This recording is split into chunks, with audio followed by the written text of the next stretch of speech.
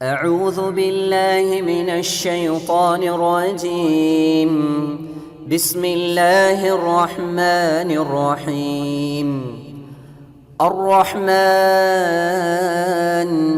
علم القرآن. அஸ்ஸலாமு அலைக்கும் வரஹ்மத்துல்லாஹி வபரகாத்துஹு. அன்பிற்குரிய சகோதர சகோதரிகளே, தமிழ்நாடு தௌஹீத் ஜமாத் மாநில தலைமையகம் சார்பாக தொடர்ச்சியாக புதன்கிழமைகள் தோறும் வாட்ஸ்அப் மூலம் கேட்கப்படுகிற கேள்விகளுக்கான பதில்களை பார்த்து வருகிறோம். அந்த அடிப்படையில் இந்த வாரம் கேட்கப்பட்ட கேள்விகளுக்கான பதில்களை ஒவ்வொன்றாக காண்போம்.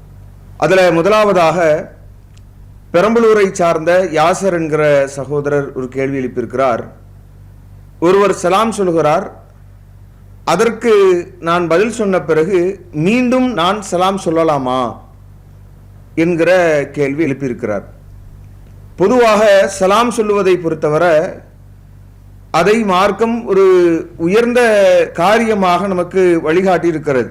அல்லாஹ்வின் தூதரிடத்தில் கேட்கப்படுகிற போது ஐயுல் இஸ்லாமி ஹைருன், இஸ்லாத்தில் சிறந்தது எது என்று கேட்கிற போது அல்லாஹ்வுடைய தூதர் தக்கரவு சலாம் அலா மன் அரஃப்த வ அலா மல்லம் தரிஃப், நீங்கள் அறிந்தவருக்கும் அறியாதவருக்கும் சலாம் சொல்ல வேண்டும் என்கிற வழிகாட்டுதல அதுதான் இஸ்லாத்தில் மிகச் சிறந்தது என்று நபிகள் நாயகம் ஸல்லல்லாஹு அலைஹி வஸல்லம் அவங்க சொல்லித் தருகிறார்கள். அதே மாதிரி ஒருவருக்கொருவர் நேசத்தை பரப்பிக் கொள்கிற இந்த சலாத்தை நமக்குள் பரிமாறிக்கொள்ள வேண்டும்.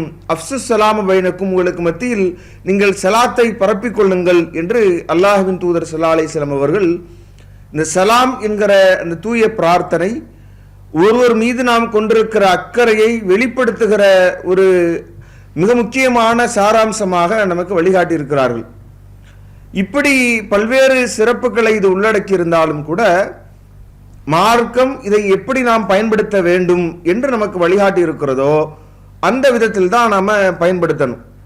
இப்போ உதாரணத்துக்கு நாம் சொல்ல போனா, இந்த சலாம் சொல்வது என்பது நாம எப்படி அதை மீண்டும் சொல்வதற்கான வாய்ப்புகளை ஏற்படுத்தி கொள்ள வேண்டும் என்பதை அல்லாஹ்வின் தூதரை வழிகாட்டி இருக்கிறாங்க. அபுதாபுல இடம்பெறுகிற 5200வது செய்தியை நீங்க பார்க்கலாம். அதுல அல்லாஹ்வின் தூதர் ஸல்லல்லாஹு அலைஹி வஸல்லம் அவங்க சொல்லி காட்டுறாங்க, இதா லக்கிய அஹதுக்கும் அஹாஹு, உங்களில் ஒருவர் உங்களுடைய சகோதரரை சந்தித்தால் ஃபல் யுஸல்லிமு அலைஹி, அவருக்கு நீங்க சலாம் சொல்லுங்கள். யாராவது சந்திக்க நேரிடுது, யாரையாவது பார்க்கிறீர்கள் அப்படின்னா புன்வருவரோடு சலாம் சொல்லுவதை இஸ்லாம் மிக முக்கியமான சிறப்பு வாய்ந்த அம்சமாக இந்த முகமனை நமக்கு சொல்லித் தருகிறது. எப்படி நாம மீண்டும் சலாம் சொல்ல தொடங்குவது அப்படின்னா, அல்லாஹ்வின் தூதர் சொல்றாங்க, ஃபஇன் ஹாலத் பைனஹுமா சஜரத்துன் அவ் ஜிதாருன் அவ் ஹஜருன், உங்களுக்கு இருவருக்கு மத்தியில் ஒரு மரமோ அல்லது ஒரு சுவரோ ஒரு கல்லோ குறுக்கிட்டு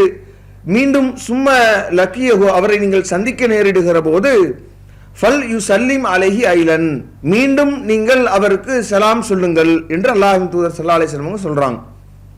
அப்ப இந்த சலாம் சொல்லுவது இஸ்லாத்தில் மிகச்சிறந்த ஒன்றாக வழிகாட்டப்பட்டிருக்கிற நிலையிலும் கூட நாம எப்ப சொல்லணும் அப்படின்ற வழிகாட்டுதான் நமக்கு சொல்லித்தரப்பட்டிருக்கு. ஏதோ ஒரு நாம குறிப்பிட்ட இடைவேளியோ அல்லது நமக்கு மத்தியில் ஒரு குறுக்கீடோ ஒரு கல்லோ அல்லது வேறு ஒரு மரமோ ஒரு சின்ன நமக்கும் அவர்களுக்கும் மத்தியில் ஒரு முறிவு ஏற்பட்டு விட்டது என்றால் மீண்டும் நாம் சந்திக்க நேரிடுகிற போது சலாம் சொல்லிக் கொள்ளலாம் என்கிற அளவிற்கு அல்லாஹ்வின் தூதர் ஸல்லல்லாஹு அலைஹி வஸல்லம் நமக்கு சொல்லி தர்றாங்க. அப்ப குறைந்தபட்சம் இப்படியான ஒரு குறுக்கீடு இருக்கணும்.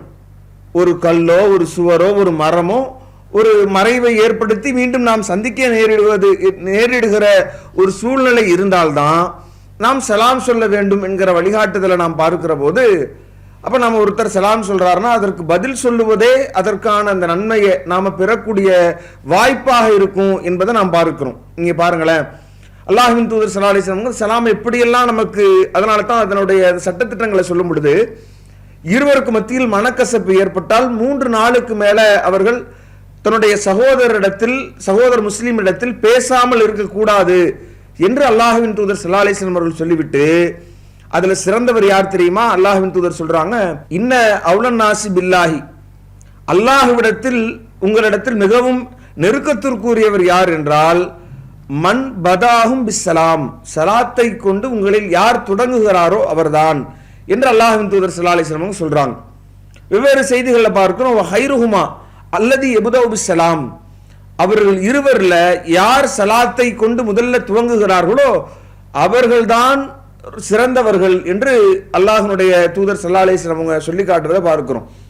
அப்ப சலாத்தை சொல்லுவதில் போட்டி போட்டு முந்தி சொல்வதில் போட்டி இருக்கணும்.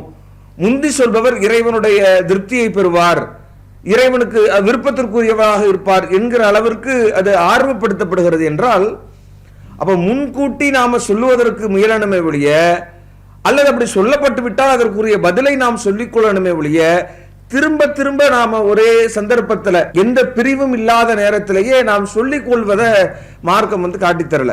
அப்ப இந்த விஷயங்களையும் நாம கவனிக்கணும். அப்ப சலாம் மூலமாக நாம் எப்படி நன்மையை மேலதிகமாக பெறுவது, அது திரும்ப திரும்ப சொல்லணும் என்பதை தாண்டி முழுமையாக அந்த சலாத்தை நாம் சொல்லுவதே நமக்கான வாய்ப்பு கிடைக்கிறது. நாம ஒருவரை பார்க்க நேரிடுகிற போது அந்த சலாம் சொல்கிறோம் என்றால் முழுமையாக நிறைவாக சொல்கிற போதே அந்த நன்மையை நாம் பெற்றுக்கொள்கிறோம் என்று அல்லாஹ்வின் தூதர் ஸல்லல்லாஹு அலைஹி வஸல்லம் சொல்றாங்க. நபி ஸல்லல்லாஹு அலைஹி வஸல்லம் ஒரு இடத்துல ஒரு மனிதர் வர்றார், அஸ்ஸலாமு அலைக்கும் அப்படின்னு சொல்றார்.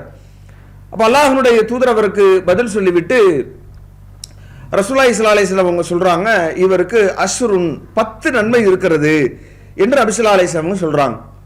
இன்னொரு மனிதர் வருகிறார், அஸ்ஸலாமு அலைக்கும் வரஹ்மத்துல்லாஹ் என்று சொல்லி அவர் அமர்ந்து விடுகிறார், இவருக்கு இஸ்ரூன 20 நன்மைகள் இருக்கிறது என்று அல்லாஹ்வின் தூதர் சொல்றாங்க. மூன்றாவது ஒரு மனிதர் வருகிறார், அவர் அஸ்ஸலாமு அலைக்கும் வரஹ்மத்துல்லாஹி வபரகாத்துஹு என்று அவர் முழுமையாக அதை சொல்கிற போது சலாசூன இவருக்கு 30 நன்மைகள் இருக்கிறது என்று அல்லாஹ்வின் தூதர் ஸல்லல்லாஹு அலைஹி வஸல்லம் சொல்றாங்க. அப்ப அந்த சலாத்தை நாம் திரும்ப திரும்ப சொல்வதை காட்டிலும் நாம் அதை நிறைவாக சொல்லி பழகும் பொழுது அதுவே நமக்கு பெரு நன்மையை பெற்றுத்தரும் என்பதை பார்க்கிறோம். அல்லது அவர் ஒரு முந்திட்டார், நமக்கு முன்னாடி சலாம் சொல்லிட்டாங்க அப்படின்னா மீண்டும் நாம ஒரு ஏதாவது ஒரு முறிவு ஏற்பட்டால் சலாம் சொல்ல நாம முந்த வேண்டுமே ஒழிய உடனே நாம சொன்ன சலாமுக்கு பதில் சொல்லிட்டு திரும்ப சொல்ல வேண்டியது இல்லை. வேற என்ன செய்யலாம், பதில்ல நாம நிறைவாக சொல்வதற்கும் முயற்சிக்கலாம். ஏன்னா இதை அல்லாஹ்வின் தூதர் ஸல்லல்லாஹு அலைஹி வஸல்லம் சொல்லுகிற போது ஹக்குல் முஸ்லிம் அலல் முஸ்லிம், ஒரு முஸ்லீம் இன்னொரு முஸ்லீமுக்கு செய்ய வேண்டிய கடமைகள் ஒன்றாக ரத்து சலாம், நீங்க சலாத்துக்கு பதில் சொல்வது என்று சொல்லித்தராங்க.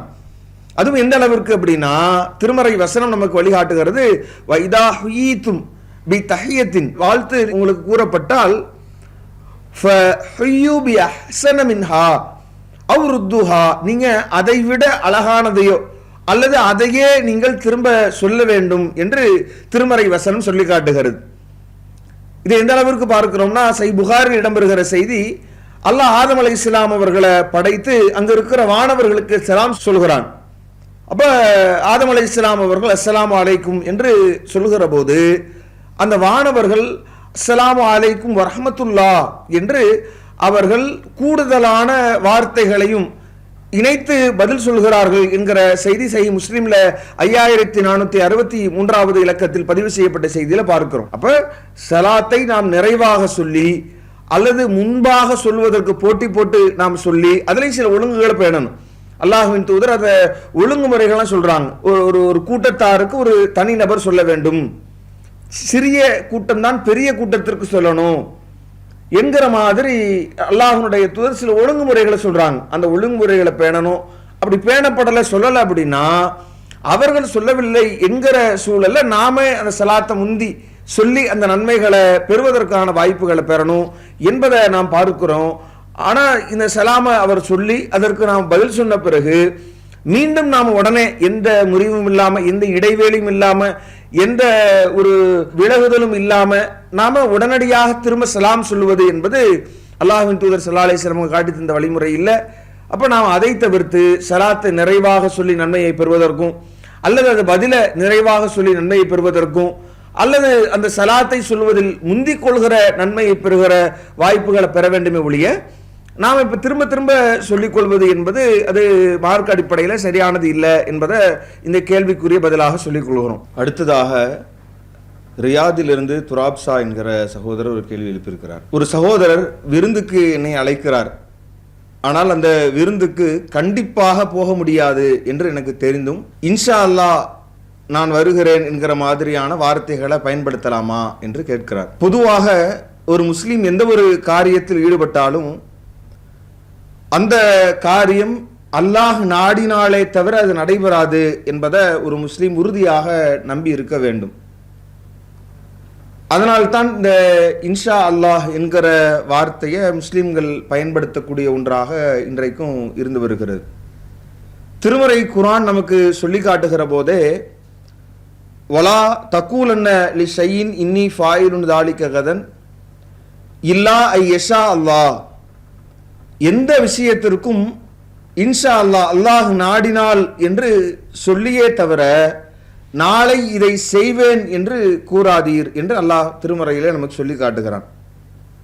நாம் நாளைக்கு செய்ய இருக்கிற இனிமேல் நம்மிடத்திலிருந்து நிகழக்கூடிய ஒரு காரியத்தை நாம் செய்வதாக இருக்கிற போது நாம இன்ஷா அல்லாஹ் அல்லாஹ் நாடினால் அதை செய்வேன் என்று இல்லாம வெறுமனே நாளை இதை செய்வேன் என்கிற வகையில் நம்முடைய பேச்சு நடவடிக்கை இருந்துவிடக் கூடாது என்பதை இந்த வசனம் நமக்கு எடுத்துரைக்கிறது. ஏன்னா ஒரு முஸ்லிமனுடைய அடிப்படை கொள்கையே எல்லா காரியங்களுமே இறைவன் புறத்திலிருந்து தான் நடைபெறுகிறது என்பதை ஒரு முஸ்லீம் நம்புகிறார். திருமறை குர்ஆனும் அப்படித்தானே சொல்கிறது. அல்லாஹும்ம மாலிகுல் முல்கி துத்தில் முல்க மன் தஷா, அல்லாஹ் தான் என்ன செய்கிறான், ஆட்சியாளர்களுக்கெல்லாம் ஆட்சியாளராக இருந்து அவன் விரும்பியவர்களுக்கு ஆட்சி அதிகாரத்தை வழங்குகிறான், விரும்பியவர்களை கண்ணியப்படுத்துகிறான். அல்லாஹ் தான் தூளிஜு லைல ஃபின் நஹாரி வ தூளிஜு நஹார ஃபில் லைல், இரவை பகல்ல புகுத்துகிறான், பகலை இரவில் புகுத்துகிறான். இறைவன் தான் எல்லாவற்றிலும் ஆற்றல் மிக்கவனாக இருக்கிறான். இப்படி நிறைய இறைவனுடைய தனிப்பெரும் ஆற்றல்கள், அல்லாஹுதான் அனைத்திலையும் ஆற்றல் பெற்றவன், ஒரு மனிதன் பலவீனமானவன் என்கிற அடிப்படை புரிதல் தான் ஒரு முஸ்லீமனுடைய அடிப்படை கோட்பாடு. அப்படி இருக்கிற போது நாம் எதை நடைமுறைப்படுத்துவதாக இருந்தாலும், எந்த காரியத்தை எதிர்காலத்தில் நாம் செய்வதாக இருந்தாலும், அப்ப எல்லா ஆற்றல் உடைய எல்லாவற்றிற்கும் ஆற்றல் பெற்றிருக்கிற இறைவன் நாடினால்தான் அது நடைபெறும் என்கிற நம்பிக்கையை வெறும் நம்பிக்கையாக மட்டுமல்லாமல் வாயளவிலேயும் அதை வெளிப்படுத்த வேண்டும் என்கிற வழிகாட்டுதலை இந்த திருமறை குர்ஆனுடைய வசனம் சொல்லி காட்டுகிறது. இன்னும் ஒரு முஸ்லீமனுடைய நம்பிக்கை எப்படி கட்டமைக்கப்பட்டிருக்கிறது, எந்த மறைவான விஷயத்தையும் ஒரு முஸ்லீம் அறிய முடியாது. நாளைக்கு இது நடக்குமா நடக்காதா, நாம நாளைக்கு அதை நடத்தி காட்டுவதற்கு இருப்போமா இருக்க மாட்டோமா, நமக்கு அந்த காரியம் நடைபெறுவதற்கான சூழல் உருவாகுமா இல்லையா என்கிற எதுவுமே ஒரு தனி மனிதனுக்கு தெரியாது என்கிற போது அதை உறுதியிட்டு எப்படி சொல்ல முடியும்? அல்லாஹ் தன் திருமறை குர்ஆன்ல சொல்லி காட்டுகிற போதே வ இந்தஹு மஃபாத்திஹுல் கைபி லா யஅலமுஹா இல்லா ஹுவ, அல்லாஹ் தன்னை பற்றி சொல்லுகிற போது அவனிடமே மறைவானவற்றின் திறவுகோல்கள் இருக்கிறது என்று அல்லாஹ் சொல்லிவிட்டு அவனை தவிர வேறு யாரும் இந்த மறைவானவற்றை அறிய முடியாது, அறிய மாட்டார்கள். அவன் எப்படி அறிகிறான்? யஅலமு மாஃபில் பர்ரி வல் பஹ்ரி, அவன் பூமியில் இருக்கிறவற்றிலும் கரையில் இருக்கிறவையும் கடல்ல இருக்கிறவற்றையும் அவன் அறியக்கூடிய ஒருவன். வமா தஸ்குத்து மி வரக்கத்தின் இல்லா ஏலமுஹா, அவன் ஒரு இலை உதிர்ந்தாலும் கூட அதை அறியக்கூடியவனாக இருக்கிறான், அவனுடைய பார்வை இல்லாமல் அது விழாது என்கிற அளவிற்கு அல்லாஹ் சொல்லுகிறான். ஆழ்ந்த இருள கிடக்கிற சிறு வித்துக்கள் கூட அல்லாஹுவினுடைய பார்வையிலிருந்து தப்ப முடியாது என்று இருக்கிற போது, அப்ப இப்படியான ஒரு நம்பிக்கை பெற்றிருக்கிற ஒரு முஸ்லீம் எப்படி நம்பணும்? அப்ப எல்லாமே தெரிந்திருக்கிற ஒரு இறைவனுக்குத்தான், எல்லா ஆற்றலுடைய இறைவனுக்குத்தான் அதை நிகழ்த்துவதற்கான அதிகாரம் இருக்கிறது. அப்ப அல்லாஹ் நாடினால் நிகழும் என்று தன் கையில் எதுவுமே இல்லை என்பதை ஒப்புக்கொள்கிற விதமாக எதிர்காலத்தில் நடக்கக்கூடிய நாளை நடக்கக்கூடிய அனைத்தையுமே இன்ஷா அல்லாஹ் என்று சொல்லித்தான் இந்த இன்னைக்கு ஜோசியம் பார்க்கிற மற்ற மூட பழக்க வழக்கங்களுக்கெல்லாம் இது ஒரு பெரிய முற்றுப்புள்ளி வைக்கக்கூடிய அடிப்படையாக இஸ்லாம் இதை கட்டமைக்கிறது. அதனால்தான் இஸ்லாம் இந்த ஒரு இன்ஷா அல்லாஹ் என்கிற அந்த சொல்லாடலை நமக்கு அதை பயன்படுத்துவதற்குரிய உறுதியை சொல்லி காட்டுகிறது. இதை பயன்படுத்தாத ஒரு மெத்தனம் இருக்கிறது, ஒரு ஒரு பெருமை குணம் நம்மால் தான் நடக்கிறது என்கிற மாதிரியான துணி ஒருவரிடத்தில் வந்தால் அது ஒரு பெருங்குற்றமாக இஸ்லாமிய மார்க்கம் பார்க்கிறது. நீங்க திருமறை வசனங்களை எடுத்து பார்க்கிற போது அல்லாஹ் ஒரு சாராரை பற்றி சொல்கிறான். இன்னா பலவுனாகும் கமா பலவுனா அஸ்ஹாபுல் ஜன்னா, அந்த தோட்டத்திற்குரியவர்களை சோதித்த மாதிரி இந்த ஒரு சாராரையும் அல்லாஹ் சோதித்தான். என்ன சோதனை?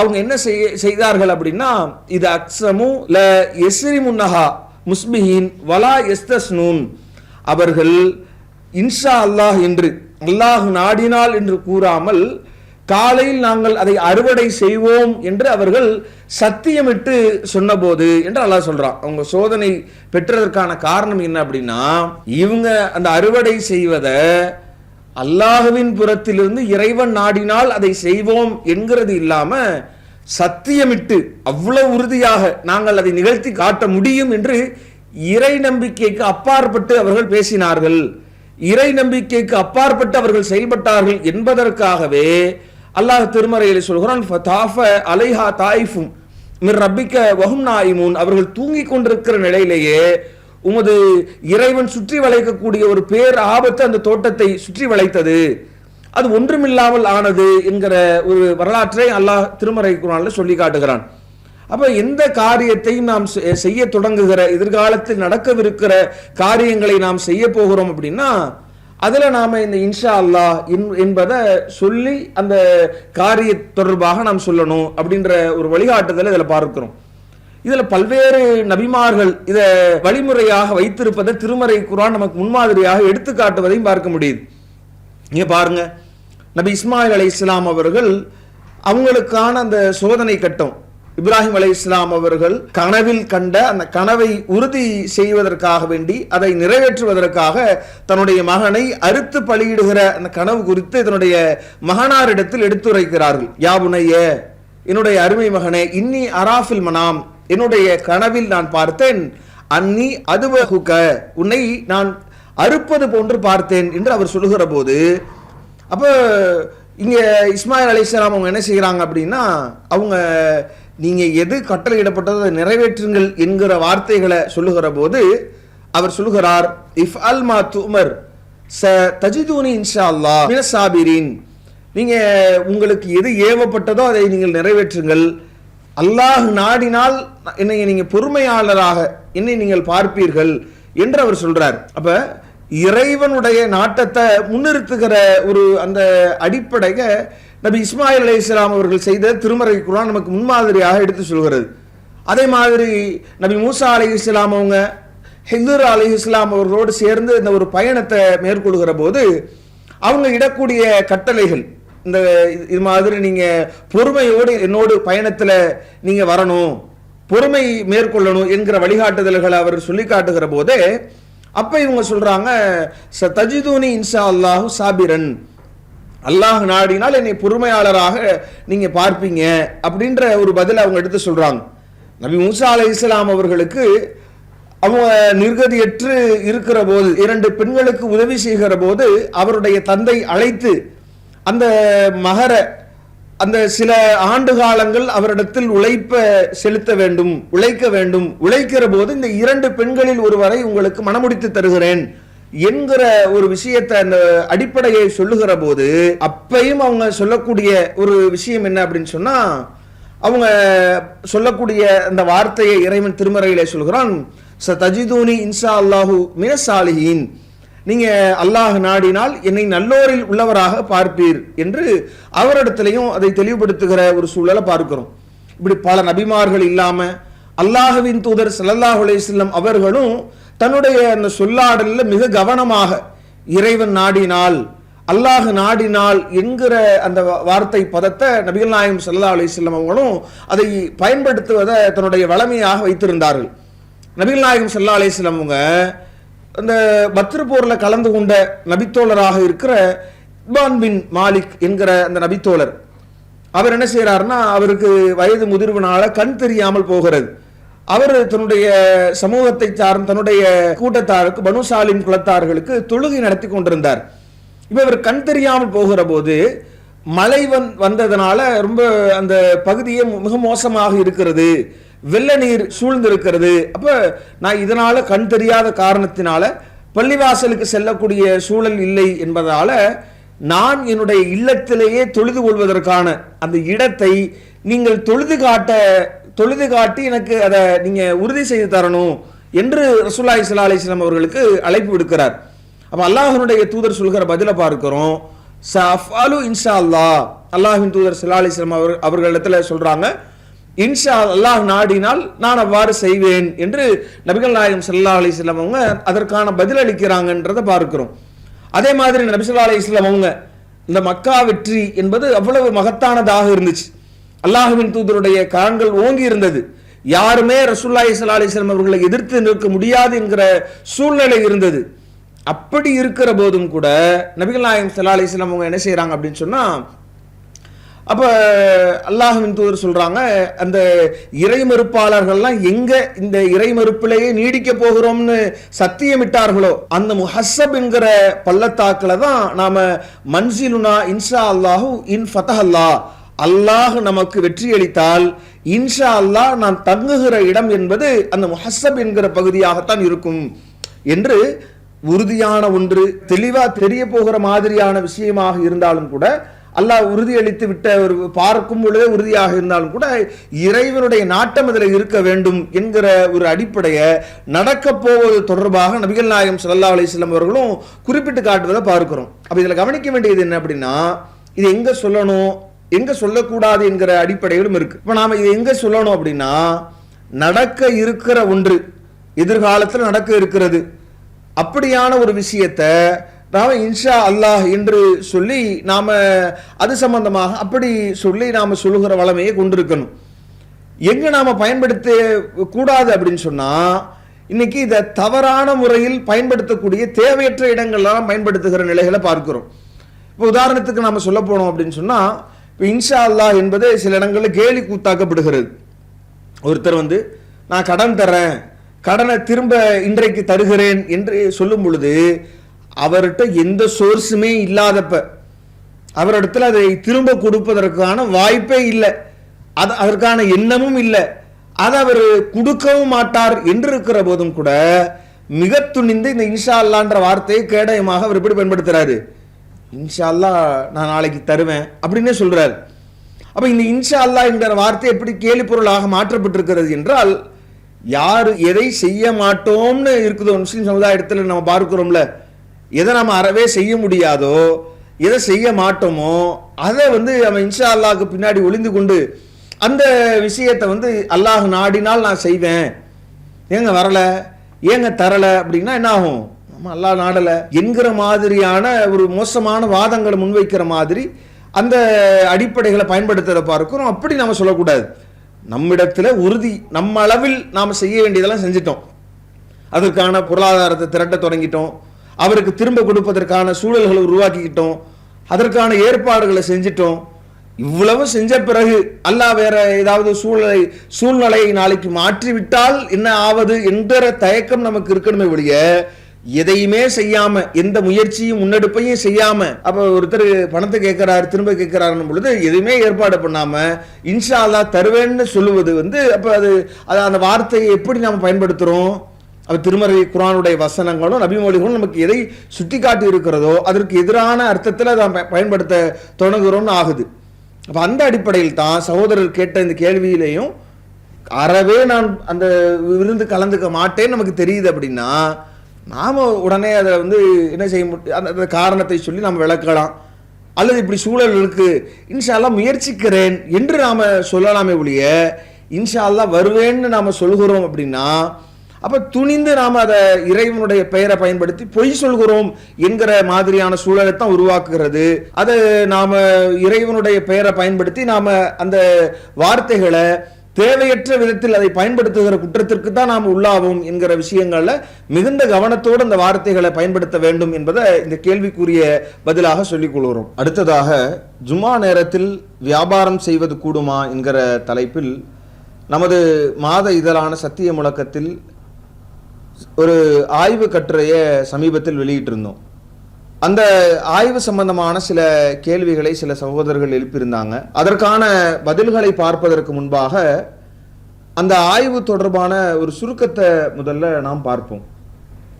ஜும்மாவிற்கு பாங்கு சொல்லப்பட்டு விட்டால், அழைப்பு விடுக்கப்பட்டால் இறைவனை நினைவு கூறுவதற்கு விரைய வேண்டும் என்பது தொடர்பாக சூரத்துல் ஜும்மாவினுடைய இறுதி 3 வசனங்களில் சில அடிப்படைகளை அறிவுரைகளை அல்லாஹ் வழங்குகிறான். அந்த 3 வசனங்களையும் பார்த்துட்டு அதில் உள்ள விஷயங்களை நாம் பார்ப்போம். அதில் அந்த வசனத்தில் அல்லாஹ் பேசுகிறான், யா அய்யுஹல்லதீன ஆமனு, நம்பிக்கை கொண்டவர்களே, இதா நூதேலி ஸலா, தொழுகைக்காக நீங்கள் அழைக்கப்பட்டால், வெள்ளிக்கிழமை தொழுகைக்காக நீங்கள் அழைக்கப்பட்டால், மின் யௌமில் ஜும்ஆ ஃபஸ்அவு இலா திக்ரில்லா, அல்லாஹ்வை நினைவு கூறுவதற்கு விரையுங்கள், வதருல் பை, வியாபாரத்தை விட்டுவிடுங்கள், தாலிக்கும் ஹைருல் லக்கும் இன் குன்தும் தஅலமூன், நீங்கள் அறிந்தால் இதுவே உங்களுக்கு சிறந்ததாகும் என்று அல்லாஹ் சொல்லிவிட்டு, வ இதா குலியத்தி ஸலா, தொழுகை நிறைவடைந்து விட்டால், நிறைவேற்றப்பட்டு விட்டால், ஃபன்தஸிரு ஃபில்லர், பூமியில் நீங்கள் பறந்து விரிந்து, வபுத்தகு மின் ஃபதுலில்லாஹ்,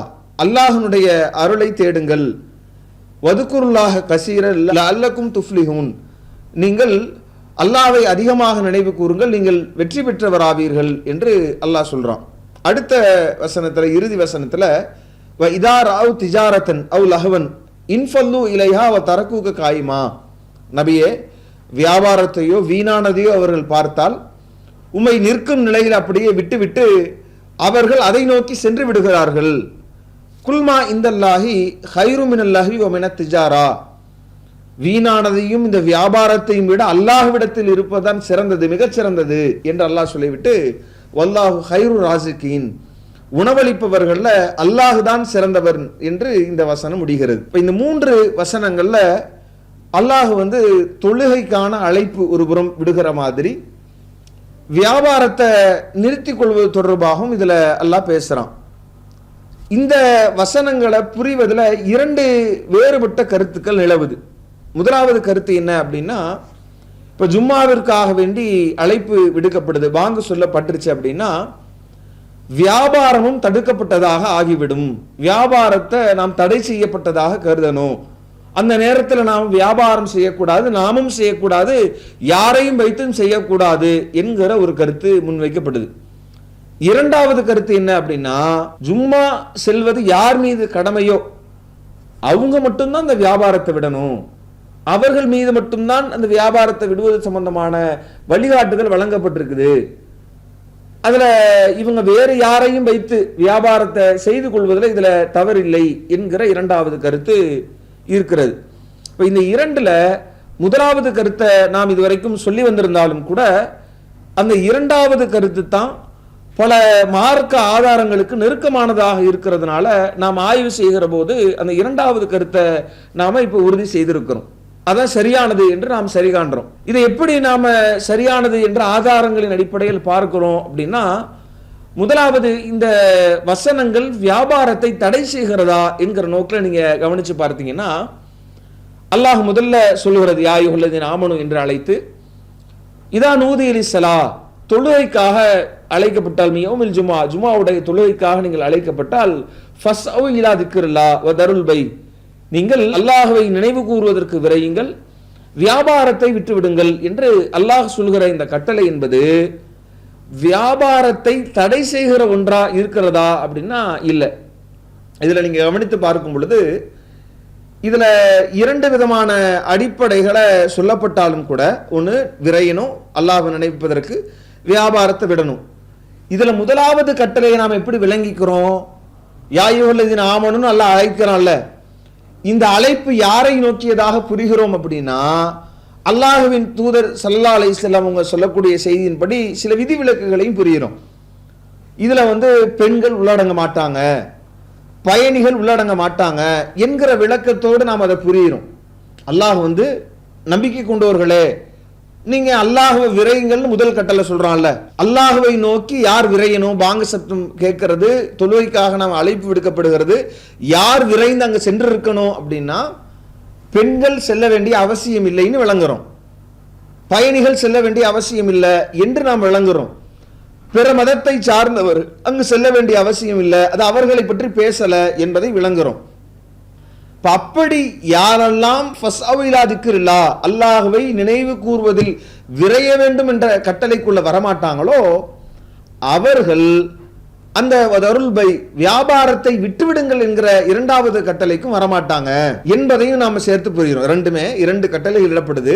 யாயுஹல்லதீன ஆமனு என்று அல்லாஹ் அழைக்கிற அந்த அழைப்புல பெண்கள் விதிவிலக்கு அடைகிறாங்க, பயணிகள் விதிவிலக்கு அடைகிறாங்க. அதே மாதிரி பிற மதத்தை சார்ந்த நபர்களும் அதுல விதிவிலக்கு அடைகிறாங்க. நம்பிக்கை கொண்ட ஆண்கள் குறித்து அதுல யார் அந்த அழைப்பிற்குள்ள ஜும்மா கடமையானவர்களாக மார்க்கம் சொல்கிறதோ அவர்கள்தான் ஜும்மாவை நோக்கி விரையும் வேண்டும், அவர்கள்தான் அந்த வியாபாரத்தை விட்டுட்டு போகணும். அப்ப இதுல சொல்லப்படக்கூடிய அடிப்படை கருத்து என்னன்னா, வியாபாரத்தை அல்லாஹ் இதுல ஹராமே ஆக்கல. ஹராமானதாகவோ தடுக்கப்பட்டதாகவோ தடை செய்யப்பட்டதாகவோ நாம கருதணும்னா அதற்கான பிரத்யேகமான ஆதாரம் இருக்கணும். மற்றவர்களை வைத்து வியாபாரம் செய்வது, இந்த வசன போங்க வைத்தே நம்ம பார்க்கும் பொழுது என்ன அடிப்படை புரிதல் ஏற்படுதுன்னா, இந்த வசனம் நமக்கு வியாபார தடையை பற்றிலாம் பேசல.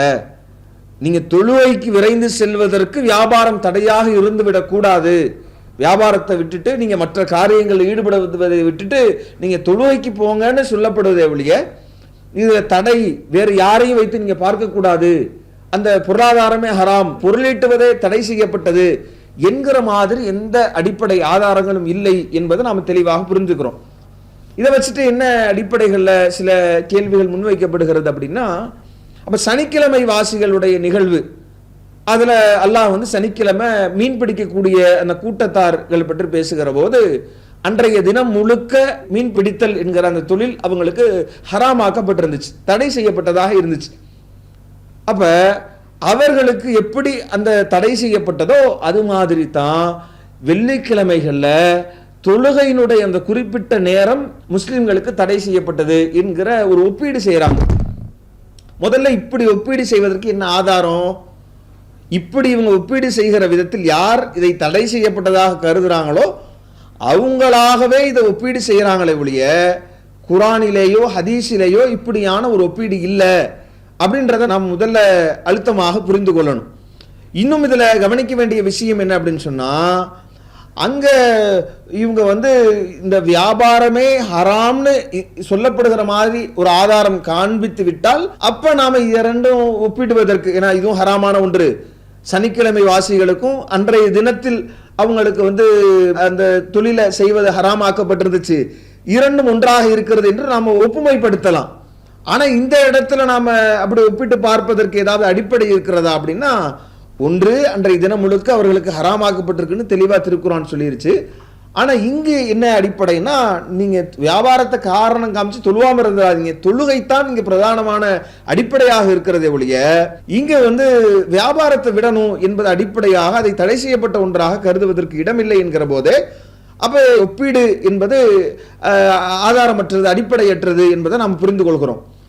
அடுத்து இரண்டாவது என்ன செய்யறாங்க அப்படின்னா, புகாரில் இடம்பெறுகிற 1824வது இலக்கத்தில் பதிவு செய்யப்பட்ட செய்தியையும் எடுத்து காட்டுறாங்க. அதுல என்ன இடம்பெறுகிறது அப்படின்னா, அதுல நபித்தோழர் அபூ கத்தாதா ரலியல்லாஹு அன்ஹு அவங்க என்ன செய்யறாங்க அப்படின்னு சொன்னா, அல்லாஹ்வுடைய தூதரோடு ஒரு கூட்டத்தார்கள் ஹஜ் செய்வதற்காக புறப்படுறாங்க. அப்படி புறப்படுகிற நேரத்தில் ரசூலுல்லாஹ் ஒரு சிறு குழுவை என்ன செய்யறாங்க அப்படின்னா, வேறு வழியில அவங்க ஹஜ் கடமையை நிறைவேற்றுவதற்காக திருப்பி விடப்படுறாங்க. அதுல அபூ கத்தாதா என்கிற இந்த நபித்தோழரும் ஒருவர். அப்ப அல்லாஹ்வுடைய தூதர் என்ன சொல்லி விடுறாங்கன்னா, நாம சந்தித்துக் கொள்கிற வரைக்கும் கடலோரமாகவே நீங்க செல்லுங்க அப்படின்னு வழிகாட்டுறாங்க.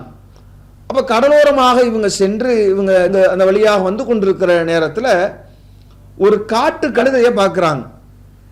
காட்டு கழுதையை நாம உண்ண தகுந்ததாகத்தான் மார்க்கம் நமக்கு சொல்லி தருகிறது. இப்ப பார்க்கிற போது அபூ கத்தாதா என்கிற நபித்தோழர் மட்டும்தான் இஹ்ராம் அணியாதவராக இருக்கிறார். அவரோடு பயணம் செய்கிற அந்த குழுவை சார்ந்தவர்கள் எல்லாமே அவங்க இஹ்ராம் அணிந்தவர்களாகவே இருக்கிறாங்க. இஹ்ராம் என்கிற நிலைக்கு வந்தவர்களாக மற்றவர்கள் இருக்கிறாங்க. அப்ப இவர் என்ன செய்யறாரு அப்படின்னா, அந்த ஒரு காட்டு கழுதையை பார்த்ததோடு அதை வேட்டையாடி அதனுடைய கால்களை வெட்டி அதனுடைய இறைச்சியை சமைத்து அதை சாப்பிடுறாங்க. இப்ப இதுல என்ன அடிப்படைன்னா, ஒருவருக்கு ஒருவர் பேசிக்கிறாங்க. இஹ்ராமின் போது வேட்டையாடுவது தடை செய்யப்பட்ட ஒன்று. இப்ப அபூ கத்தாதா என்கிற நபித்தோழரை தவிர்த்து மற்றவர்கள் எல்லாம் அந்த இடத்துல இஹ்ராம் அணிந்தவர்களாக இருக்கிறாங்க. இப்ப இவர் வேட்டையாடிய ஒன்றை சாப்பிடலாமா கூடாதா என்கிற சந்தேகம் உங்களுக்கு எழுது. இப்ப மீதமுள்ள இறைச்சியை எடுத்துக்கிட்டு அல்லாஹ்வுடைய தூதரிடத்துல அவங்க என்ன செய்யறாங்கன்னா, இந்த விவரங்களை எல்லாம் சொல்லி இதை நாங்கள் உண்ணலாமா வேண்டாமா, உண்ணுவது தடையாகுமா அப்படின்னு கேட்கும் பொழுது அல்லாஹ்வுடைய தூதர் கேட்கிறாங்க, மின்கும் அஹதுன் அமரஹு ஐ யஹ்மில அலைஹா அவ் அசார இலைஹா. அப்ப ரசூலுல்லாஹி ஸல்லல்லாஹு அலைஹி வஸல்லம் உங்களை பார்த்து என்ன கேட்கறாங்க அப்படின்னா, யாராவது உங்களை அதை தாக்கணும்னு கட்டளையிட்டீங்களா, அல்லது ஒரு செய்கையாவது நீங்கள் செய்தீர்களா அப்படின்னு கேட்கறாங்க. அப்ப அவங்களாம் இல்லைன்னு சொல்லும் பொழுது, அப்ப நீங்க அதை இறைச்சியை சாப்பிடலாம் என்கிற உத்தரவை அல்லாஹ்வுடைய தூதர் ஸல்லல்லாஹு அலைஹி வஸல்லம் சொல்றாங்க. இப்ப இந்த செய்தியை காட்டி என்ன சொல்றாங்கன்னா, இப்ப இந்த செய்தியை பார்க்கிற போது, அந்த இஹ்ராமின் போது வேட்டையாடுவது தடை செய்யப்பட்ட ஒன்றாக இருக்கிற போது அதை வேறு ஆளை வைத்து கூட நாம் செய்துவிடக் கூடாது என்று அல்லாஹ்வின் தூதர் வழிகாட்டி இருக்கிறாங்கன்னா, அப்ப இந்த ஜும்மாவின் போதும் நமக்கு இந்த வியாபாரத்தை வேறு ஆள் மூலமாக செய்யக்கூடாது தானே அப்படின்றது கேட்கிறாங்க. நம்ம திரும்ப சொல்லக்கூடிய அடிப்படை விஷயம் என்னன்னா, அங்கு இஹ்ராமின் போது அந்த தடை என்பது உறுதி செய்யப்பட்ட ஒன்று. இஹ்ராமின் போது வேட்டையாடுவது தடை செய்யப்பட்டது என்று மார்க்கம் நமக்கு வழிகாட்டி இருக்கிறது. அதில் ஒரு அம்சமாக அல்லாஹ்வுடைய தூதர் வேறு யாரையும் நியமித்து கூட அந்த வேட்டையாடுகிற வேலையை செய்துவிடக் கூடாது என்று ரசூலுல்லாஹ் வழிகாட்டி இருக்கிறாங்க.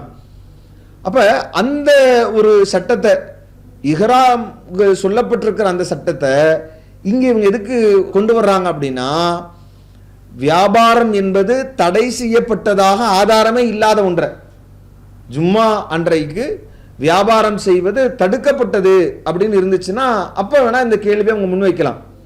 வியாபாரத்தை அல்லாஹ் தடை செய்யப்பட்டதாக சொல்லியிருக்கிறான், வியாபாரம் தடுக்கப்பட்ட ஒன்று என்று அங்கு இருந்துச்சு அப்படின்னா இப்பயுமே ஒரு கேள்வித்தான் எழுப்ப முடியுமே ஒழிய இது பொருத்தமானதாக அமையாது. ஆனா இங்க என்ன நடக்கிறது, இங்க என்ன அடிப்படை அப்படின்னு பார்த்தீங்கன்னா, இந்த இஹ்ராம் சம்பந்தமாக வருகிற இந்த செய்தி இருக்குதுல்ல, இதை பொறுத்தவரை நாம இந்த இஹ்ராமுடைய இந்த தனித்துவமான, ஏன்னா இஹ்ராமுக்கான சட்டங்களை பொறுத்தவரை அந்த கூடுதலான கட்டுப்பாடுகளும் பேணுதல்களும் மற்ற நேரங்களில் அனுமதிக்கப்பட்ட விஷயங்கள் கூட இதில் தடை செய்யப்பட்ட ஒன்றாக பிரத்யேகமாக அல்லாஹ்வுடைய தூதர் சில சிறப்பு சட்டங்களையும் அதில் சொல்லியிருக்கிறாங்க. இப்போ இதை கொண்டு போய் நாம் வேற ஒரு விஷயத்தில் தடை செய்யப்படாத ஒன்றில் இந்த தொழுகைக்கு தடையாக வியாபாரம் இருந்துவிடக்கூடாதுன்னு சொல்லப்படக்கூடிய இடத்துல பொருத்துவது என்பது பொருந்தாத ஒரு ஒப்பீடு என்பதை நாம் அழுத்தமாக இதில் பதிவு செய்கிறோம். சரி, இவங்க சொல்லப்படக்கூடிய அளவிற்கு அந்த செய்தியை நம்ம ஒரு பேச்சுக்கு இது ஆதாரமாக எடுத்தாலும் கூட ஜும்மா நேரத்தில் வியாபாரம் தடை என்கிற முடிவுக்கு நாம் வர முடியாது.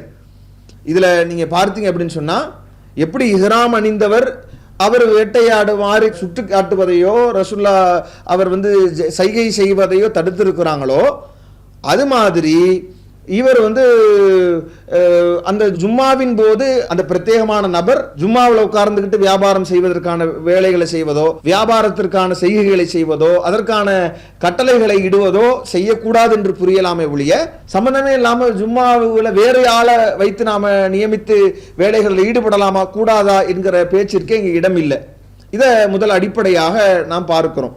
அப்ப இந்த செய்தியை பொறுத்தவரை, இந்த குர்ஆனுடைய வசனத்தை பொறுத்தவரை, ஜும்மாவிற்கு பாங்கு சொல்லப்பட்டா தொழுகைக்கு நீங்க விரைங்க, வியாபாரத்தை நீங்க காரணம் காட்டி உட்கார்ந்துடாதீங்க, வியாபாரத்தை விட்டுட்டு தொழுகைக்கு போங்க என்று அந்த ஜும்மா கடமையானவர்கள் வியாபாரத்தில் மூழ்கி கூட இருந்துவிடக்கூடாது என்பதற்கான அடிப்படை சட்டமாக சொல்லப்பட்டிருக்கிறதே ஒழிய வியாபாரமே இங்கு தடை செய்யப்பட்டதாக நமக்கு சொல்லப்படலை என்கிற அடிப்படையை இந்த ஆய்வில் நாம சொல்லியிருந்தோம். இதுல என்ன மாதிரியான கேள்விகள் முன்வைக்கப்படுது அப்படின்னா, முதலாவது கேள்வி, அல்லாஹ் இதுல யா அய்யுஹல்லதீன ஆமனு அப்படின்னு குறிப்பிட்டிருக்கிறான். இதுல நீங்க சில பேர்களை விதிவிலக்கானவர்கள், அதுல பிற மதத்தவர்களும் அதுல உள்ள வரமாட்டாங்க, அழைத்து அல்லாஹ் இப்படி சொன்னதுனால அல்லாஹ் தருல் பை வியாபாரத்தை விட்டுருங்க, ஃபஸ்ட் அவ் இலா திக்ரில்லா அல்லாஹ்வை நினைவு கூறுவதில் விரைங்க என்று அல்லாஹ் சொல்லிட்ட காரணத்தினால நீங்க இதுல பிற மதத்தவர்கள் வரமாட்டார்கள், யா அய்யுஹல்லதீன ஆமனு என்பதற்குள்ள பெண்கள் வரமாட்டார்கள், பிற மதத்தவர்கள் வரமாட்டார்கள்னு சொல்லுவீங்கன்னா, இதே மாதிரி அல்லாஹ் வட்டி தொடர்பாக பேசுகிற அந்த வசனத்திலையுமே அல்லாஹ் வட்டி தொடர்பாக என்ன சொல்றான், யா அய்யுஹல்லதீன ஆமனு இத்தகுல்லாஹ வதரு மா பக்கிய மினர் ரிபா இன் குன்தும் முஃமினீன், நீங்கள் முஃமின்களாக இருந்தால் நீங்க வர வேண்டிய வட்டியை விட்டுருங்க என்று அல்லாஹ் சொல்கிறானே. அப்ப அந்த இடத்திலையுமே அப்படித்தானே நம்ம புரிந்து கொள்ளணும். அந்த இடத்துல நாம வேறு ஒரு நபரை வைத்து வியாபாரத்தை செய்து கொள்ளலாம். யாயுள்ளது ஆமனும் அங்கேயும் அல்லாஹ் அழைத்து சொன்னதுனால இந்த வட்டியை வேறொருவர் மூலமாக வட்டியில நாம ஈடுபடலாமா, இதை நாம பிற மதத்தவர்களுக்கு தடை இல்லை தானே, அவர்களை வைத்து ஈடுபடலாமா என்கிற மாதிரியான கேள்வி எழுப்புறாங்க. முதல் அடிப்படை என்னன்னா, இந்த இரண்டு ஒப்பீடுமே ரொம்ப தவறான ஒரு ஒப்பீடு. ஏன் அப்படி நாம சொல்றோம்னா, முதல் அடிப்படை என்னன்னா, இந்த குர்ஆனுடைய வசனம், இந்த ஜும்மாவுடைய வியாபாரம் தொடர்பாக முன்வைக்கப்படுகிற இந்த குர்ஆனுடைய வசனத்துல எங்கேயுமே வியாபாரம் தடை செய்யப்பட்ட ஒன்றாக சொல்லப்படவில்லை. ஒரே இது சம்பந்தமான வியாபாரம் தொடர்பாக பேசுகிற ஒரே வசனம் இதுதான். இந்த வசனத்தில் இது அல்லாத வேறு எந்த ஆதாரங்களும் இல்லை. இந்த ஆதாரத்திலையும் வியாபாரம் தடை செய்யப்பட்ட ஒன்றாக சொல்லப்படலை.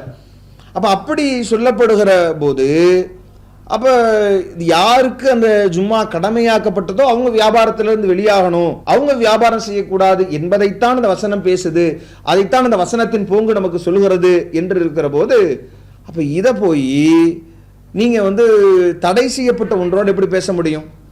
தடுக்கப்பட்டதாக மார்க்கம் எதை சொல்லுகிறதோ, தடை செய்யப்பட்ட ஒன்றாக மார்க்கம் எந்த வட்டியை எச்சரிக்கை செய்கிறதோ 100% அதை தடை செய்யப்பட்டதாக இஸ்லாம் சொல்லுது. தொழுகைக்கு தடையா வியாபாரம் செய்யாதீங்கன்னு சொல்லக்கூடிய சாதாரண ஒரு அடிப்படையையும் முற்றும் முழுவதுமாக எந்த நிபந்தனையும் சொல்லப்படாம, எந்த குறிப்பிட்ட நாளும் சொல்லாம, நேரத்தையும் சொல்லாம, வட்டி என்பது முற்றும் முழுவதுமாக ஹராம்னு சொல்லப்பட்டிருக்கிறதுல போய் நீங்க இதோடு இந்த பெரும்பாவத்தோடு, இஸ்லாம் ரொம்ப வெறுக்க சொல்கிற இந்த பெரும்பாவத்தோடு அல்லாஹ் தொழுகையை நீங்க வியாபாரத்தை காரணம் காட்டி தவிர்க்காதீங்க, வியாபாரத்தை விட்டு தொழுகைக்கு போங்கன்னு சொல்கிற வசனத்தோடு எப்படி நம்ம ஒப்பிட்டு பார்க்க முடியும்?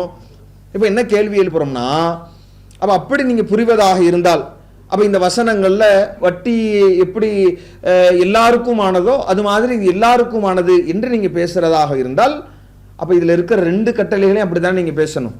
யாயுள்ளது ஆமனும் இதா நூதியிலே ஸலாத்தி யௌமில் ஜும்ஆ ஃபஸ்அவு இலா திக்ரில்லா அப்படின்னா, ஃபஸ்அவு இலா திக்ரில்லாவையும் நீங்க எப்படி புரியணும்? நீங்க தொழுகைக்காக விரையணும்னு அல்லாஹ் அழைப்பு எடுக்கிறானே, அந்த கட்டளையும் எல்லாருக்குமானதுன்னு விளங்கணும். நீங்க விளங்கி இருக்கிறோமா?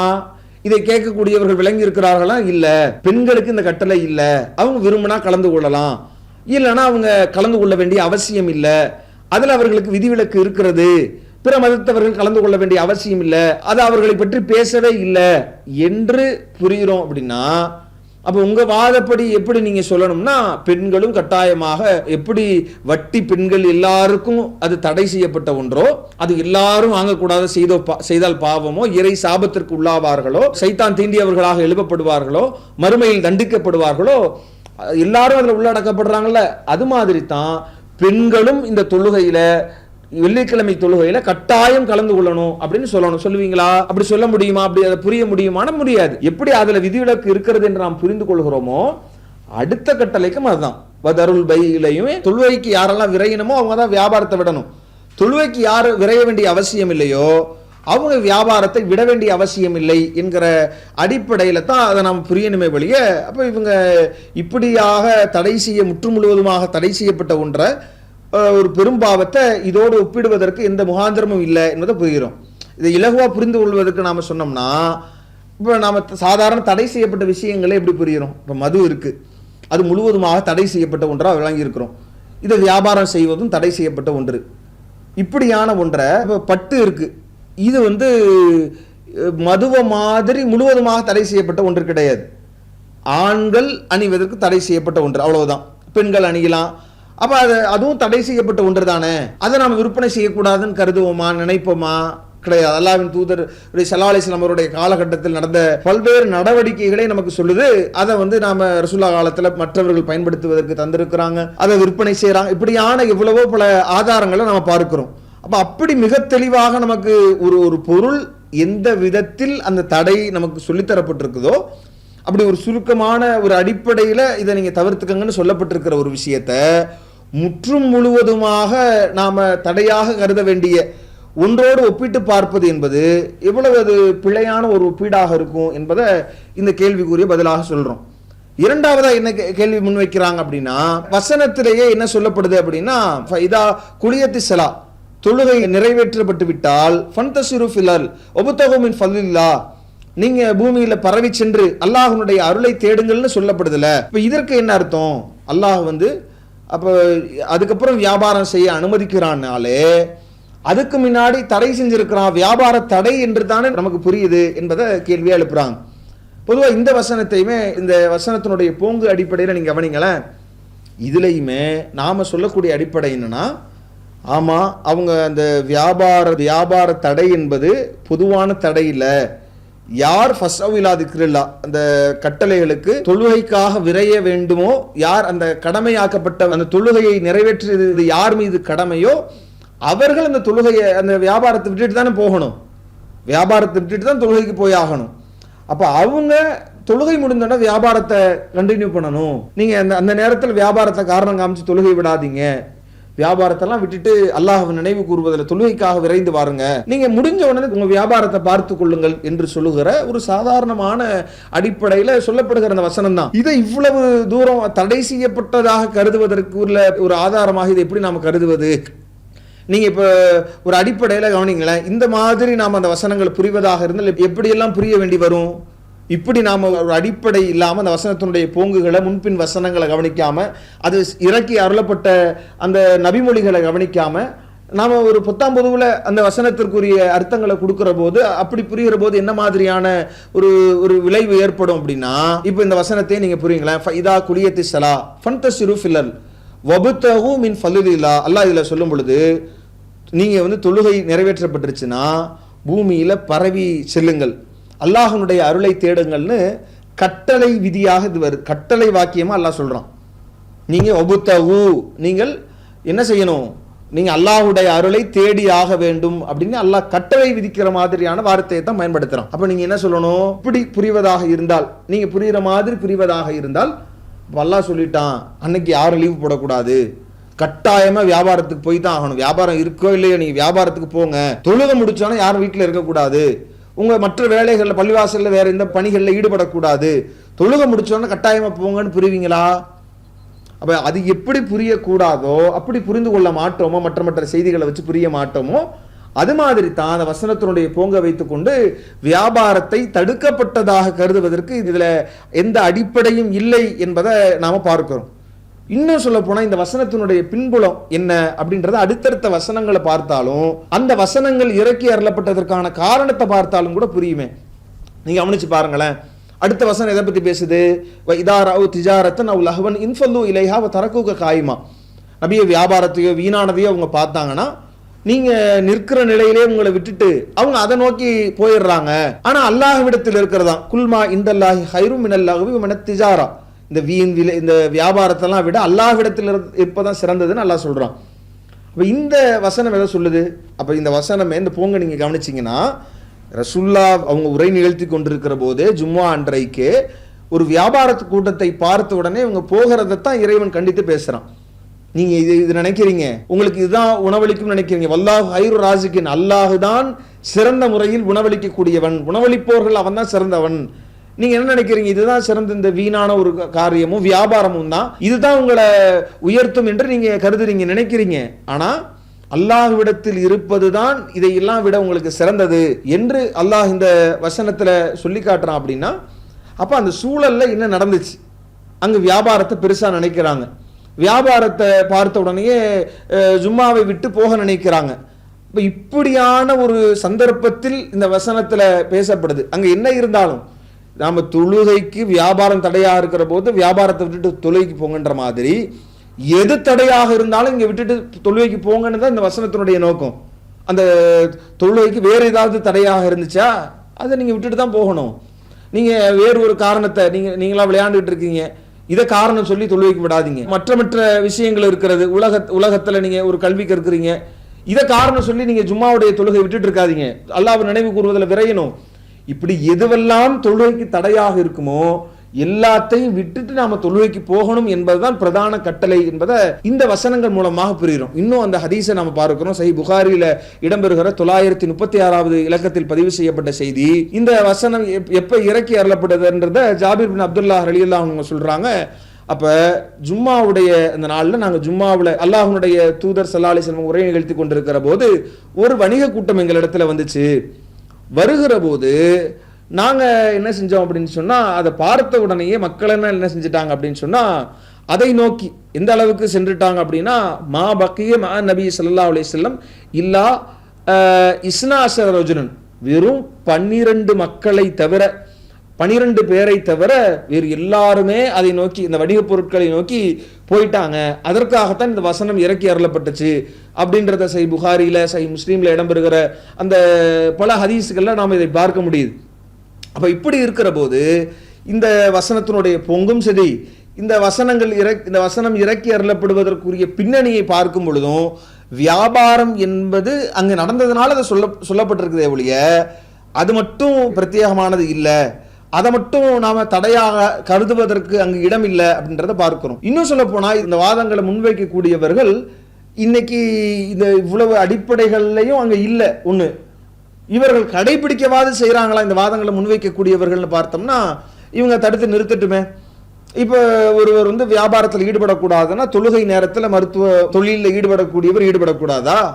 ஒரு மெடிக்கல் வச்சிருக்கிறாங்க, அந்த தொழுகை நேரத்துக்கு அது மூடப்படணுமா? ஒரு ஆன்லைன் பிசினஸ் நடக்குது, இவர் அதில் உள்ள இன்வால்வ் ஆகிட்டு இவர் தொழுகைக்கு வந்துடுறாரு, இவருடைய பொருட்கள் விற்பனைக்கு போகுது வருது, இப்படியான பல வேலைகள் நடந்து கொண்டிருக்குது.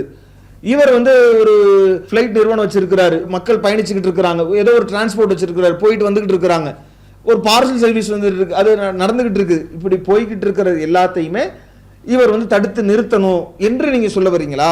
இந்த அடிப்படைகளும் இல்லாம அந்த வசனத்தில் சொல்லப்படல, அந்த வசனத்தின் போங்கும் அதை சொல்லல, தடை செய்யப்பட்டதாக கருதுவதற்கு எந்த பிரத்யேகமான வேறு எந்த ஆதாரங்களும் இல்லை. அது இறக்கப்பட்ட, அது அருளப்பட்டதற்கான பின்னணியும் அதை சொல்லலை என்கிற போது வலிந்து இந்த நிலைக்கு நாம இதுதான் அடிப்படை என்று புரிகிற மாதிரி தான் இந்த விஷயங்கள் தொடர்பாக நாம பார்க்க முடியுது. இதை நாம பிரத்யேகமாக இந்த அடிப்படைகளை வச்சு பார்க்கும் பொழுது, இந்த ஜும்மா என்னுடைய அந்த தொழுகைக்காக அழைப்பு விடுக்கப்படுகிற போது அதில் விரையக்கூடியவர்கள் யார் மீது அது கடமையாகி இருக்கிறதோ அவங்க தான் அந்த வியாபாரத்தை விடணும், முடிச்சவனை தொடரணும் என்று சொல்லப்பட்டிருக்குதே ஒழிய இவங்க எல்லாருக்குமே தடை, எல்லாருக்குமே அது தடை, எல்லா வியாபாரத்துக்கும் தடை, யாரை வைத்து நடக்கக்கூடாது என்கிற மாதிரியான ஆதாரங்கள் அதில் இல்லை என்பதை நாம் சொல்லிக்கொள்கிறோம். அடுத்ததாக என்ன அப்படின்னு சொன்னால், இந்த 5 நேர தொழுகைகளை அல்லாஹ் இப்படி வியாபாரத்தை விட்டுட்டு போக சொல்லலை. அல்லாஹ் இதை மட்டும் இந்த வசனத்தில் மட்டும் பிரத்யேகமாக சொல்வதிலிருந்து நமக்கு ஜும்மாவின் போது மட்டும் இந்த வியாபாரம் தடை என்பது புரியத்தானே செய்து என்பதை இன்னொரு கேள்வியாக வைக்கிறாங்க. பொதுவாக அல்லாஹ் ஒரு சில விஷயங்கள்ல சில முக்கியத்துவத்தை கருத்துல கொண்டு சில அடிப்படைகளை சொல்லுவான். இரண்டையுமே நாம பொதுவாக கடமையான தொழுகைகளையும் சரி இந்த ஜும்மாவுடைய தொழுகையுமே இறைவன் சட்டங்களை சொல்லுகிற போது சமமான அளவில் சொல்ல மாட்டான். சில முக்கியத்துவம் கருதி அதை பிரத்யேகமாக கூட இறைவன் சொல்லுவான். உதாரணத்துக்கு இப்ப ஜும்மாவுடைய உரை நிகழ்த்தப்படுது, அதுல அல்லாஹ்வுடைய தூதர் என்ன சொல்றாங்க, இதா குல்தலி சாஹிபிக்க யௌமல் ஜும்மா, ஜும்மாவுடைய தினத்தில் உனக்கு அருகில் இருக்கக்கூடியவரிடத்தில் அன்சித் நீ வாய் மூடு என்று சொன்னாலும் கூட, இமாம் யக்தப் அவர் இமாம் பேசி கொண்டிருக்கிற போது நீ வாய் மூடு என்று அருகில் இருக்கிறவர்கிட்ட சொன்னாலும் ஃபக்கத் லகவுத்த நீ வீணான காரியத்தில் ஈடுபட்டவராக ஆகிவிட்டாய் என்று அல்லாஹ்வின் தூதர் ஸல்லல்லாஹு அலைஹி வஸல்லம் அவங்க சொல்றாங்கன்னா, அப்ப நீங்க பாருங்களேன், பக்கத்தில் இருக்கிறவரிடத்துல ஒரு உரையின் போது நாம சாதாரணமாக நல்ல விஷயத்தை சொல்லும் போது கூட நன்மை ஏவது ஒரு முஸ்லீமுடைய கடமைதான பிரத்யேகமா? அந்த சட்டத்தை இங்க வச்சு பொருத்தி பார்க்க முடியுமா? இங்கே ஜும்மா என்கிற போது பிரத்யேகமாக அல்லாஹ் மற்ற உரைகள்ல இதை நாம சொல்ல, அப்ப இதை வச்சுக்கிட்டு எதிரும் புதிருமாக நாம இப்ப ஜும்மாவுடைய உரையில மட்டும்தான் இப்படி, மற்ற உரைகள்ல நாம கவனிக்க வேண்டியது இல்லை, பேசிக்கிட்டே இருக்கலாம் அப்படின்னு புரியுவோமா? அப்படியும் புரிய மாட்டோம். இங்க என்ன சொல்லப்படுதுன்னா, இங்கு பிரத்யேகமாக ஜும்மாவினுடைய அந்த நேரத்தில் பிரத்யேகமாக சில சட்டங்கள் அதுங்க சொல்லப்பட்டிருக்கும், அங்கு முக்கியத்துவம் கொடுக்கப்பட்டிருக்கும் என்பதை நாம் புரிந்து கொள்ளணுமே ஒழிய, இங்க முக்கியத்துவம் கொடுக்கப்பட்டதுனால இது இதை வைத்துக்கொண்டு நாம் வியாபாரம் தடைன்னு புரியணும் என்பதற்கு எந்த முகாந்திரமும் இல்லை. இப்படி அல்லாஹ் பல விஷயங்கள்ல முக்கியத்துவத்தை வழங்கி இருக்கிறான், ஜும்மாவுக்கு மட்டும் இல்லை. இப்ப ஹஜ் தொடர்பாக அல்லாஹ் பேசுறான். அல்லாஹ் ஹஜ் தொடர்பாக சொல்லுகிற போது அல்லாஹ் திருமறை குர்ஆன்ல சொல்றான், ஃபலா ரஃபஸ வலா ஃபுசூக வலா ஜிதால ஃபில் ஹஜ், ஹஜ்ஜின் போது இல்லறத்தில் ஈடுபடுவது, பாவம் செய்வது, தர்க்கம் புரிவது கூடாது அப்படின்னு சொல்றான். இதுல பாவம் செய்வது என்பது எப்போதுமே தானே கூடாது, எப்பயுமே கூடாது. அப்ப ஹஜ்ஜின் போது அல்லாஹ் இதையும் சொல்றான் அப்படின்னா, இங்கே கூடுதலாக முக்கியத்துவம் கருதி அதை நாம செய்யக்கூடாது என்பதை அல்லாஹ் உணர்த்துறான். அப்ப அங்க சொன்னதுனால மற்ற நேரங்கள்ல இப்ப பாவம் செய்யலாம், ஹஜ்ஜின் போது தான் பாவம் செய்யக்கூடாது, மற்ற நேரத்தில் செய்யலாம் அப்படின்னு நம்ம விளங்க மாட்டோம். அப்ப அங்க ஒரு முக்கியத்துவத்தை கருத்துல கொண்டு அங்க அல்லாஹ் வந்து ஒரு கட்டளையை கூடுதலாக அல்லாஹ் சொல்வதில் அந்த அடிப்படையில் தான் அங்கே சொல்லப்பட்டிருக்குன்னு புரிகிறோம். இதே மாதிரி நிறைய வசனங்கள் நீங்க பாருங்க. இப்போ அல்லாஹ் வந்து சொல்றான், ஹாஃபில் அலசலா ஹாஃபில் அலசலாத்து வசலாத்துல் உஸ்தா வக்குமுலில்லாஹி காணித்தீன், தொழுகையும் நடுத்தொழுகையும் பேணிக்குங்க, அல்லாஹ்வுக்கு கட்டுப்பட்டு நில்லுங்கன்னு அல்லாஹ் சொல்றான். தொழுகையை பேணுங்கனாலே அதுல நடுத்தொழுகையும் இருக்கத்தானே செய்யுது. அல்லாஹ் ஏன் நடுத்தொழுகை தனியா சொல்லணும்? சொல்றதற்கான அடிப்படை என்ன? அப்ப எது அங்க முக்கியத்துவமான ஒன்று என்று அல்லாஹ் கருதுறானோ அதை தனித்துவமா அல்லாஹ் சொல்லுவான். தனிப்பித்து அதை வந்து அல்லாஹ் வந்து அதை அதுல பிரச்சனையாக இருக்கக்கூடிய அந்த சூழலை கவனித்து அல்லாஹ் ஒரு கட்டளை இடுவான். இது அல்லாஹ் பயன்படுத்தக்கூடிய ஒரு அணுகுமுறை தான் என்பதை நாம குர்ஆன் வசனங்கள் மூலமாக தெரிந்து கொள்கிறோம் அப்படின்னும் பொழுது, அப்ப இதை வைத்து கொண்டு நாம வந்து அப்ப மற்ற தொழுகையிலிருந்து அல்லாஹ் இதில் வித்தியாசப்படுத்தினதுனால இதை வந்து நாம தடை செய்யப்பட்டதாக கருதணும் என்று கருதுவதற்கு இதுல எந்த இடமும் கிடையாது. இப்போ அல்லாஹ் வந்து ஒரு சில சட்டங்கள்ல பிரத்யேகமாக சட்டமிடலாம், அது அல்லாஹுடைய அடிப்படையில் உள்ளதுதான் என்பதை இந்த ஆதாரங்கள் மூலமாகவே நாம தெரிகிறோம். இன்னும் சொல்ல போனா நீங்க மற்ற இடங்களுக்குமே அல்லாஹ் இப்படியான தடைகளை இடத்தான் செஞ்சிருக்கிறான். அல்லாஹ் திருமறை குர்ஆன்ல சொல்லி காட்டுகிற போதே ரிஜாலுன் லா துல்ஹீஹிம் திஜாரத்துன் வலா பையுன் அன் திக்ரில்லா வ இகாமத்தி ஸலா வ ஈதாஇ ஸக்கா அல்லாஹ் சொல்லும் பொழுது இந்த வணிகம், வர்த்தகம், இந்த வியாபாரம் இதெல்லாம் அவர்களை அல்லாஹ்வை நினைவு கூறுவதை விட்டும், நீங்க தொழுகையை நிலைநாட்டுவதை விட்டும், ஜகாத்தை கொடுப்பதை விட்டும் அவர்களை திசை திருப்பாது அப்படின்னு அல்லாஹ் சொல்றான். இந்த வியாபாரம், இந்த வணிகம் வந்து நீங்க தொழுகையை நிலைநாட்டுவதை விட்டு உங்களை திசை திருப்பாது, அப்படியானவர்கள் தான் முஃமின்களாக இருக்க முடியும் என்று அவர்களுடைய பண்பு அல்லாஹ் சிலாகித்து சொல்கிறான். அப்படின்னா அப்ப மற்ற தொழுகையிலுமே வியாபாரத்தை காரணம் காமிச்சு நீங்க தொழுகையை விடக்கூடாது, உலக விஷயங்களை பார்த்து கொண்டு நீங்க ஜகாத் கொடுக்காம இருக்க முடியாது, உலக விஷயங்களை அப்படி பார்த்து கொண்டு பொருளாதாரம், வியாபாரம், வணிகம் அப்படின்னு காரணம் காண்பித்து கொண்டு அல்லாஹ்வை நினைவு கூறுவதை விட்டு நீங்க தடை செய்து கொள்ள மாட்டீர்கள் என்பதை அல்லாஹ் சொல்லி காட்டுவதை பார்க்கிறோம். இன்னும் பல வசனங்கள்ல யாயுஹல்லதீன ஆமனு அல்லாஹ் நம்பிக்கை கொண்டவர்களே என்று அழைத்து சொல்றான். லா துல்ஹீக்கும் அம்வாலுக்கும் வலா அவுலாதுக்கும் அன் திக்ரில்லா, நீங்க உங்களுடைய பொருட்செல்வமும் மக்கள் செல்வமும் அல்லாஹ்வை நினைவு கூறுவதை விட்டும் உங்களை திசை திருப்பி விட வேண்டாம் என்கிற கட்டளையை அல்லாஹ் பிறப்பிக்கிறான். அப்ப பொதுவான இடங்கள்லையுமே நீங்க அல்லாஹ்வை நினைவு கூறுவதை விட்டு தொழுகையோ ஜகாத் கொடுப்பதை விட்டோ அல்லாஹ்வை நினைவு கூறுவதை விட்டு எதுவாக இருந்தாலும் இந்த வியாபாரம், வணிகம், இந்த உலக ஆதாயங்கள், உலகத்தில் இருக்கிற செல்வங்கள் உங்களை வந்து திசை திருப்பிடக்கூடாது என்கிற பொதுவான வழிகாட்டுதல் இருக்கிறது. அதைத்தான் அல்லாஹ் இங்க முக்கியத்துவப்படுத்தி இந்த ஜும்மாவில் சொல்லியிருப்பதாகத்தான் இந்த வசனத்தினுடைய போங்கை வைத்து நாம கவனத்தில் கொள்றோம். அங்கு முக்கியத்துவம் கருதி சொல்லப்பட்டிருக்கிறது என்பதைத்தான் இந்த இடத்துல பொருத்தமானதாக கருத முடிகிறது என்பதை அதற்குரிய பதிலாக சொல்றோம். அடுத்து 4வது கேள்வி என்ன முன்வைக்கிறாங்க அப்படின்னு சொன்னா, இதுல அல்லாஹ்னுடைய தூதர் ஸல்லல்லாஹு அலைஹி வஸல்லம் அவங்க அந்த இஹ்ராமுடைய அந்த இஹ்ராம் சம்பந்தமான அந்த அபூ கத்தாதா ரலியல்லாஹு அன்ஹு வந்து வேட்டையாடி இஹ்ராமில் இருக்கக்கூடியவர்களும் சாப்பிட்ட பிறகு ரசூலுல்லாஹ் இடத்துல கேட்கும் பொழுது ரசூலுல்லாஹ் வந்து யாராவது ஒருவர் அது சம்பந்தமாக கட்டளை இட்டீங்களா அல்லது யாராவது செய்கை செஞ்சீங்களான்னு ரசூலுல்லாஹ் கேட்டாங்கல்ல. அப்ப இதை வந்து ஜும்மாவுக்கு ஏன் பொருத்தி பார்க்க கூடாதுன்னு சொல்றீங்க? இந்த புவானா சம்பந்தமான செய்திகள் எல்லாம் அது வந்து ஒரு அறுத்து பலியீடு தொடர்பாக இருந்தாலும் கூட மற்ற விஷயங்களுக்கு அதை மேற்கோள் காட்டத்தானே செய்றீங்க. இப்போ இதை மட்டும் ஏன் ஜும்மாவுக்கு பொருத்தி பார்க்கக்கூடாது என்று சொல்றீங்க அப்படின்றத கேள்வியா வைக்கிறாங்க.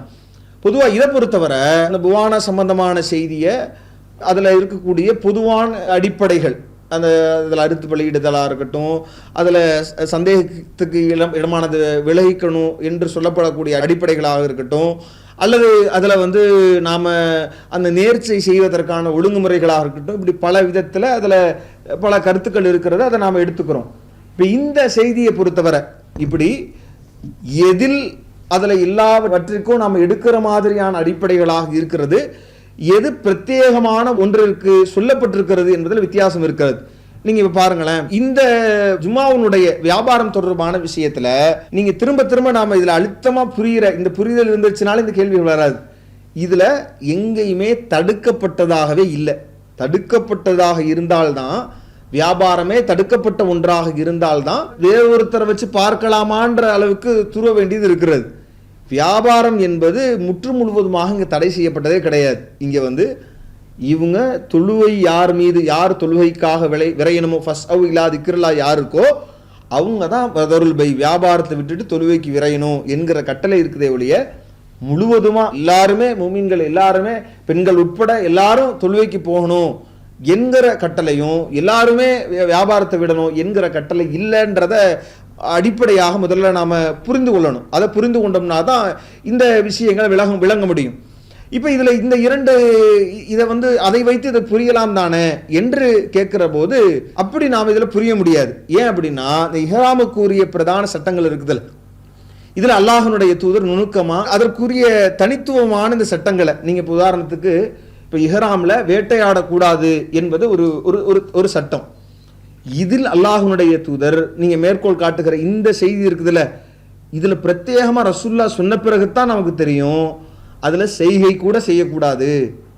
அதுல பொதுவா நமக்கு கூடாது என்று சொன்னும் போது நம்ம பொதுவா தான் எதுல அது ரசூலுல்லாஹ்வுடைய வார்த்தையிலிருந்து என்ன விளங்கிக் கொள்வோமோ அதை தான் விளங்குவோம். ரசூலுல்லாஹ் கூடுதலான தடைகளை எதுலெல்லாம் விதிக்கிறாங்களோ அப்பதான் நாம கூடுதலா என்ன அதுல இருக்கக்கூடிய விஷயங்களை நுணுக்கமாக கவனிப்போம்.